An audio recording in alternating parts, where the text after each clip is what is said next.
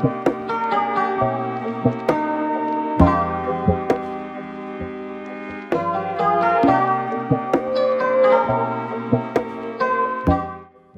everyone, I decided to finally defrost my leftover lobster heads that I asked my parents to save a while back to make some lobster bisque.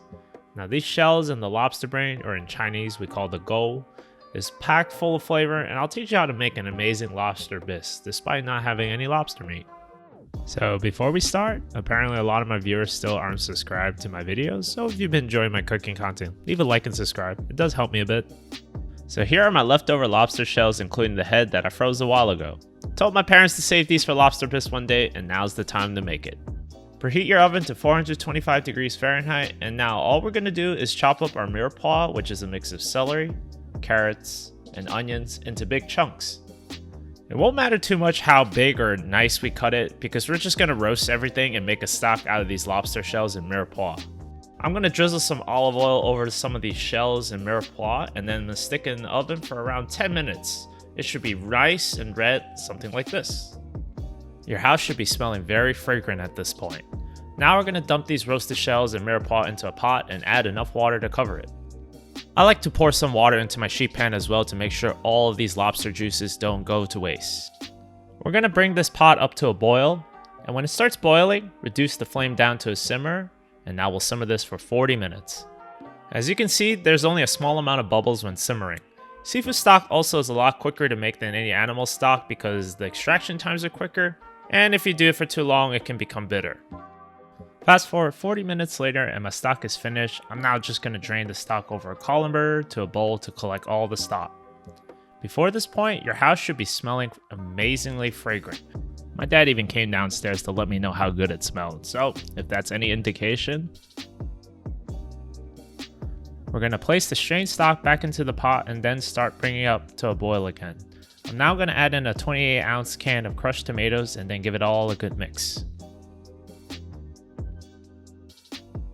As the soup is coming up to a simmer, we can add in our seasoning. I had a bit of chili powder left over, so I used up the rest of it for some heat and flavor. We'll add some salt and black pepper as well, and don't worry about adding too much in the beginning, we can always add more in the end. Here I have a cup of rice. We're going to give it a good rinse to wash away some of the starch, and then we're going to pour all of the rice into our soup. Bisque is actually made by thickening the soup with some rice, and what we want to do now is overcook the rice until it's mushy. I would say this would take around 15 to 20 minutes, give or take. When you think it's finished, take some of the rice and see if you can press it down into mush easily.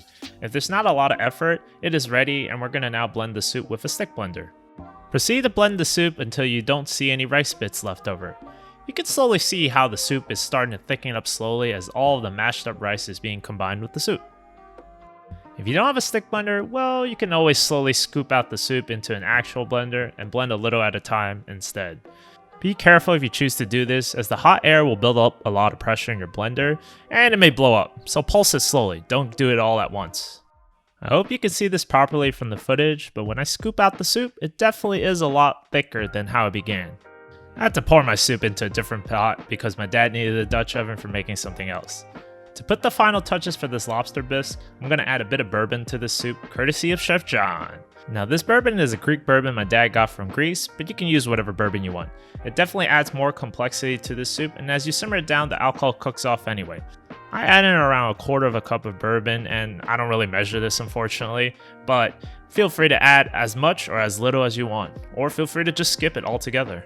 Have a couple squirts of Worcestershire sauce as well for extra umami.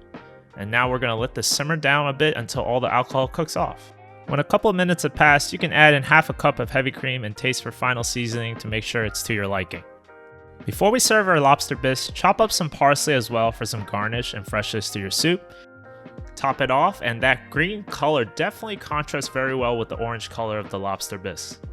There you have it, some lobster bisque. It does take some time to make, but not even close to the amount ramen requires. Most of the time is spent waiting anyway, so if you do happen to make it, let me know how you think in the comments below. Hey everyone, thanks for watching my video, and if you've been enjoying them, please like and subscribe and follow my Instagram at Weekend Cooks. Thanks for the support everyone.